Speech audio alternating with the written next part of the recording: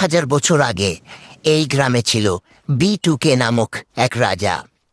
তার ছিল 3 ছেলে, টিপুলার, রাইস্টার এবং বাংলাদেশ টপ 1। রাজা মারা যাওয়ার পর তারা 3 জনই এই গ্রামে রাজা হতে চায়। এ নিয়ে তাদের মধ্যে ঝগড়া হতে লাগলো।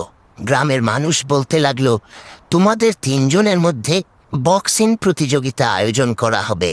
যে এই প্রতিযোগিতায় জয়ী হবে সেই হবে আসল রাজা, মিস্টার টিপুলার, রাইস্টার এবং বাংলাদেশ টপ 1। তারা 3 জন বক্সিং প্রতিযোগিতায় অংশগ্রহণ করতে রাজি হয়ে যায়।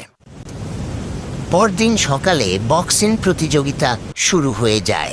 প্রথম রাউন্ডে মিস্টার টিপুলার এর বিরুদ্ধে লড়বে রাইস্টার। লড়াই শুরু হয়ে গেল, দেখা যাক কে জিতে। Been to the top of the There it is. Huge connection by Whitaker, follows it up with a jab now. Head kick sits him down for a second. Been to the top of the There it is. Huge connection by Whitaker, follows it up with a jab now.